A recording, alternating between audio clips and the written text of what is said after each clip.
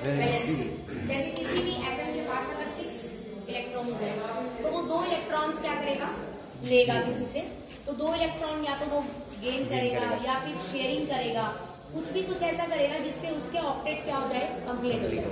तो वो कितने इलेक्ट्रॉन देता है, कितने लेता है या कितने शेयर करता है, वो हमें कौन बताती है, वैलेंसी बताती है। ठीक है, तो valency is defined as the number of electron lost, gain और शेयर ड्यूरिंग बॉन्डिंग। बॉन्डिंग के टाइम जितने इलेक्ट्रॉन लिए या शेयर किए उन्हें हम क्या बोलते हैं, वैलेंसी। वैलेंसी कैन बी 0 बेटे, 0 हो सकती है। एग्जाम्पल नोबल गैसेस, एग्जाम्पल क्या लिखेंगे हम, example noble gases. Noble gases का आपको पता है बेटे, कॉन्फ़िगरेशन होती है NS2NP6। तो ऑक्टेट कंप्लीट है बच्चा इसका, 6 और 2 8। ऑक्टेट कंप्लीट है, स्टेबल कॉन्फ़िगरेशन है, ना तो इलेक्ट्रॉन देगा ना ही इलेक्ट्रॉन लेगा। Next, valency is fixed for the same element. Carbon की अगर मैं बात करूं कि कार्बन की वैलेंसी 4 है तो वो हर एलिमेंट के साथ 4 के साथ ही कंबाइन करेगा। जैसे ऑक्सीजन की वैलेंसी मैंने बोल दिया 2 है तो वो हर एटम के साथ 2 ही बॉन्ड मैक्सिमम बनाएगा। बात समझ आई? तो वैलेंसी किसी भी एलिमेंट की फिक्स होती है, अलग अलग कंपाउंड में उनकी वैलेंसी अलग अलग नहीं होती है। वैलेंसी क्या होती है, सेम होती है। क्लियर है बेटे? Valency is always a whole number ratio. देखो, या तो इलेक्ट्रॉन के जितने इलेक्ट्रॉन दिए वो वैलेंसी है, या जितने लिए वो वैलेंसी है, या जितने शेयर किए वो वैलेंसी है। अब सिंपल सोचने वाली बात है कि इलेक्ट्रॉन लेना देना, आधा अधूरा इलेक्ट्रॉन थोड़ी ना लेगा देगा कि आधा ले लिया, 1.5 ले ले, 2.5 ले ले, नहीं। तो वैलेंसी हमेशा इसलिए होल नंबर होती है। वैलेंसी हमेशा या तो 1 होगी, 2 होगी, 3 होगी, 4 ऐसे होगी। बात समझ आई बेटे? लेकिन मैं बात करूं ऑक्सीडेशन स्टेट, वैसे अगर हम निकालना चाहें तो हम कहेंगे when all the surrounded atoms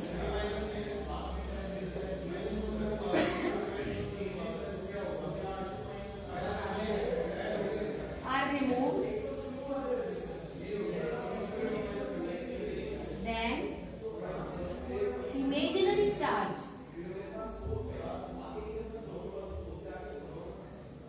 on center atom is called oxidation state। जैसे मैंने H2SO4 ले लिया बेटे, H2SO4, तो आपको पता है centre atom is your sulphur. तो सारे हाइड्रोजन और सारे ऑक्सीजन अगर हटा दिए मैंने तो सल्फर के ऊपर जो चार्ज आएगा वो चार्ज क्या कहलाता है, ऑक्सीडेशन स्टेट। अब सल्फर के ऊपर यहाँ पर चार्ज आएगा बेटे 6, दैट इज +6। लेकिन अगर मैं बात करूं SO2 की तो यहाँ पर चार्ज कितना है बच्चा, इसके ऊपर कितना आ रहा है ऑक्सीडेशन स्टेट, 4। लेकिन मैं अकेले S8 की बात करूं सल्फर की तो वहां क्या आएगा बच्चा, एलिमेंटल स्टेट में 0। तो सल्फर अलग अलग कंपाउंड में अलग अलग ऑक्सीडेशन स्टेट दे रहा है। क्लियर है बच्चा मेरी बात? तो जो नेक्स्ट वही है, it will be different for same element in different compound. एक ही कंपाउंड के अंदर अगर आप एक एटम को लेते हैं तो उसकी ऑक्सीडेशन स्टेट कुछ और होगी, दूसरे कंपाउंड में उस एटम को ले लिया तो उसकी ऑक्सीडेशन स्टेट कुछ और होगी, किसी और में ले लिया तो उसमें उसकी ऑक्सीडेशन स्टेट कुछ और होगी। फॉर एग्जाम्पल, नॉर्मली ऑक्सीजन की होती है बेटे -2, लेकिन OF2 में कितनी हो जाती है, +2। O2F2 में कितनी होती है, +1। और H2O2 में कितनी होती है, -1। तो अकेला ऑक्सीजन ही देखो 4-5 तरह की दे रहा है। इसके अलावा मैं सुपर ऑक्साइड्स की बात करूं, KO2 या BaO2, तो उसमें कितनी होती है, -1/2, है ना। तो एक ही एलिमेंट की ऑक्सीडेशन स्टेट अलग अलग हो सकती है, लेकिन पर्टिकुलर उस एलिमेंट की वैलेंसी कभी भी अलग नहीं होती। नेक्स्ट है बेटे, ये 0 भी हो सकती है। जैसे वैलेंसी 0 हो सकती है तो ऑक्सीडेशन स्टेट 0 नहीं होती भाई, मे नॉट ऑक्सीडेशन स्टेट, हाँ, may not, may be 0, correct है। ऑक्सीडेशन स्टेट आपकी 0 हो सकती है। जैसे मैंने NiCO4 का एग्जाम्पल दिया था आपको, एग्जाम्पल NiCO4, इसमें निकल की ऑक्सीडेशन स्टेट कितनी थी बच्चा, 0, है ना। तो कुछ एग्जाम्पल्स ऐसे हैं जिसमें oxidation state can be 0। Next, may be whole number और मे बी फ्रैक्शनल। अब आपने ऑक्सीडेशन स्टेट निकाली है और आपने देखा है कि उनमें फ्रैक्शन भी होती है। और फ्रैक्शन किस केस में आती है, जब आपकी एक से ज्यादा सेंटर एटम हो तो हर सेंटर एटम पे ऑक्सीडेशन नंबर क्या आ रहा था, अलग अलग। उसकी वजह से हम एवरेज ऑक्सीडेशन स्टेट निकालते हैं, जो कि हमेशा क्या आ रही थी बेटे, फ्रैक्शनल आ रही थी। ठीक है, this is the difference between the balancing and oxidation state. Next अगर मैं बात करूं बैलेंसिंग की, बैलेंसिंग बेटा एक मेथड मैंने आपको फर्स्ट चैप्टर में कराया था। ठीक है, अलजेब्रिक मेथड जिसे बोलते हैं, एक्स वाई लेट करके। आज हम दो मेथड्स यहाँ पे करेंगे, oxidation state method and ion electron method. ठीक है, इनकी प्रैक्टिस आपको करनी पड़ेगी। जितनी ज्यादा प्रैक्टिस आप करेंगे उतना ज्यादा ये मेथड आपका स्ट्रॉन्ग होगा। ये एक ऐसा पॉइंट है जो पेपर में जनरली टीचर पूछते हैं, इससे क्वेश्चन जनरली रहता है। तो सबसे पहले मैं बात करती हूँ that is oxidation number method. Oxidation number method का रूल है बेटे, सबसे पहला रूल है कि आपको स्केलेटल इक्वेशन लिखनी है। मतलब अगर मैंने ये आपको वर्ड इक्वेशन दे रखी है, when KMnO4 react with water and all etcetera etcetera, तो आप उसको स्केलेटल फॉर्म में कन्वर्ट करेंगे, मतलब सिंबल्स को यूज करके इक्वेशन बनाएंगे। ठीक है, फर्स्ट पॉइंट सिंबॉलिक इक्वेशन लिखिए, that is skeletal equation. Done बचा। सेकंड पॉइंट, जितने भी एटम्स आपको नजर आ रहे हैं, एलिमेंट नजर आ रहे हैं, उन सभी के ऊपर उनका ऑक्सीडेशन स्टेट लिखिए। ऑक्सीजन का कितना होता है बेटे, -2। क्रोमियम का मैंने निकाल लिया, कैसे निकला देखो बच्चा, 2x प्लस ऑक्सीजन का 7 into में -2 इज इक्वल टू कितना हो गया, -2। x इज इक्वल आप सॉल्व करेंगे, यू विल गेट +6। ठीक है बच्चा, कोई डाउट तो नहीं है यहाँ पर। Fe+2 है बच्चा, जो चार्ज होता है मोनो एटॉमिक चार्ज, उसकी वैलेंसी वही होती है, उसकी ऑक्सीडेशन स्टेट वही होती है, बताया था। तो Fe के ऊपर कितना चार्ज है बेटे, +2, तो ऑक्सीडेशन स्टेट भी कितनी होगी, +2। Cr पर +3 ऑक्सीडेशन स्टेट कितनी होगी, +3। Fe पर +3 ऑक्सीडेशन स्टेट कितनी होगी बेटे, +3। Calculate increase and decrease in oxidation number पर एटम। ध्यान से देखिए, Cr बेटे कितना है, +6 में, यहाँ पर Cr कितना है, +3 में। 6 से 3, इसका मतलब यहाँ पर क्या हुआ है बच्चा, रिडक्शन। क्या हुआ है, रिडक्शन। 2 से 3, यहाँ पर क्या हुआ है बेटे, ऑक्सीडेशन। ठीक है, अब यहाँ पर आपको फोकस करना है, यहाँ पर 6 से 3, 6 से कितने में गया है, 3। ठीक है, तो कितना घटा बेटे, 3 घटा। पर एटम कितना डिक्रीज है, 3 एटम। इज दैट क्लियर बेटे। तो यहाँ पर नंबर ऑफ एटम कितने हैं राजे, 2। तो Cr कितने हैं बेटे, 2। तो 2 के लिए चेंज कितना होगा, 6। ये बात समझ आ गई, दोबारा समझ लो। Cr पर कितना दे रखा है बेटे, 6। यहाँ कितना है, +3। 6 कितने के लिए बेटे, 2 के लिए। तो 6 से 3 पर एटम ही निकलता है ना, यहाँ पे पर एटम का देखो x निकाला है, 2x तो नहीं लिया, x लिया है, तो 1 एटम का कितना है, 6। 1 एटम का कितना है, 3। 6 से 3 कितना घटा बेटे, 3। तो 3 पर एटम घटा। लेकिन Cr है कितने बेटे, 2। तो मल्टीप्लाई 2, टोटल कितना घटा, 6।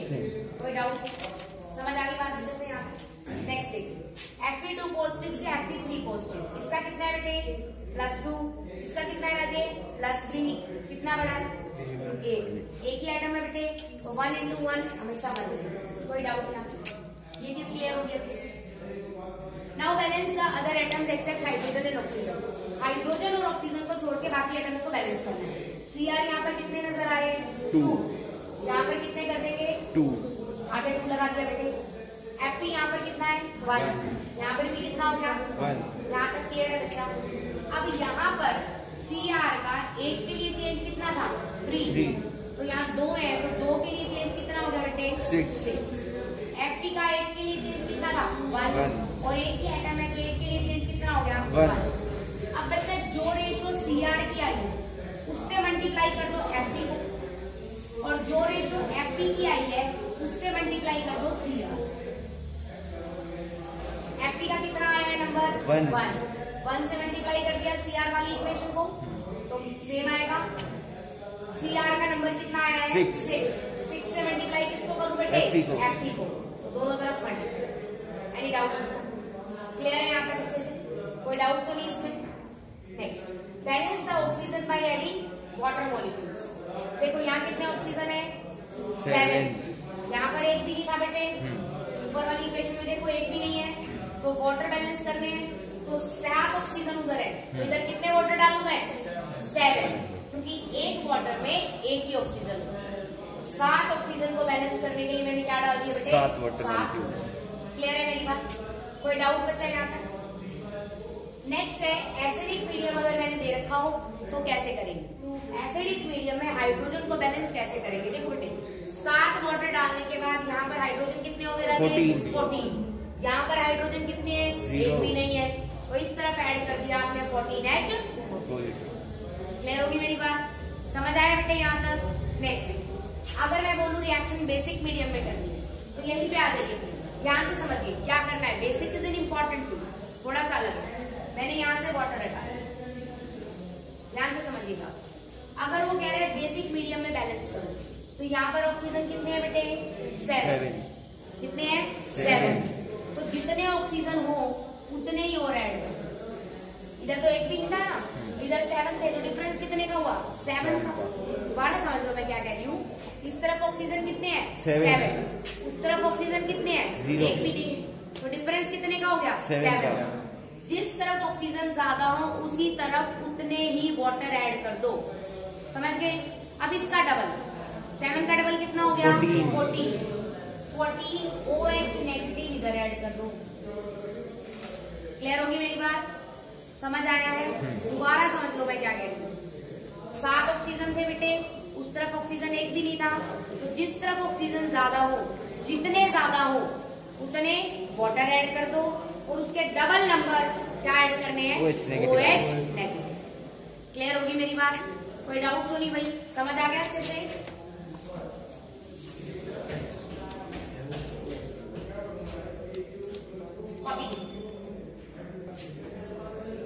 तो दिस इज द इक्वेशन बेटे। फर्स्ट स्टेप आपका है राइट स्कैटल इक्वेशन, आपकी यहाँ पे स्कैटल इक्वेशन लिखी मैंने, ठीक है। सेकेंड स्टेप कहता है indicate oxidation state of each element above it's symbol. Symbol से ऊपर ऑक्सीडेशन स्टेट लिखनी है, तो निकालते हैं सबसे पहले। ऑक्सीजन का आपको पता है राजे कितना होगा? -2। तो Cl का निकालना है, देखिए 7 + 7 7 into -2 is equal to 0। तो 2x - 14 is equal to 0। x is equal to 7 + 7 H2O2 में आपको पता है ऑक्सीजन किस स्टेट में बेटे? -2। और यहाँ हाइड्रोजन किस में बचा? +1। ठीक है, यहाँ पर निकालिए बेटे ऑक्सीजन तो सेम रहेगी, बोलो कितने में? -2। ठीक है, और यहाँ पर Cl कितने में रहेगा बोलिए? x +4 -2 is equal to -1। x - 4 is equal to -1। x is equal to कितने में? +3। ठीक है, उसके बाद ऑक्सीजन की कितनी है? 0। H पॉजिटिव का मतलब ये होता है कि this reaction is in acidic medium. वो बाद में यूज करेंगे H पॉजिटिव को, ठीक है। सबसे पहले मैंने लिख दिया, अब इंक्रीमेंट और डिक्रीमेंट लिखिए। चाहिए यहाँ से यहाँ गया, बोलो डिक्रीज कितना? 3 7 से 4 एटम्स 4 पर एटम। बात समझ के बेटे? इंक्रीज किसका हुआ है? -1 से 0। बोलिए 1 पर एटम। 1 पर एटम। क्लियर है बच्चा? बाकी सब रब कर दूंगा।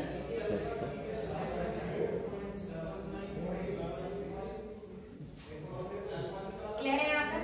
कोई डाउट रहा है इसमें? ठीक है, अब जरा ध्यान से देखिए, यहाँ पर 2 एटम नजर आ रहे हैं, तो 2 के लिए कितना होगा राजेश? 8। और यहाँ पर कितना नजर आ रहा है? 2 के लिए कितना होगा राजेश? 2। क्लियर है? तो ऑक्सीडेशन स्टेट कर दिया, इंक्रीज डिक्रीज कैलकुलेट कर दिया। नेक्स्ट स्टेप बैलेंस हाइड्रोजन और ऑक्सीजन को छोड़ के सभी एलिमेंट्स को बैलेंस करना। तो Cl2O7 plus H2O2 gives 2ClO2 negative plus O2। ये दे रखा है बेटे आपको। Cl कितने आएंगे? 2। डन। बाकी सब हाइड्रोजन और ऑक्सीजन ही है, बैलेंस हो गया। क्लियर है राजे? यहाँ तक समझ आ गया?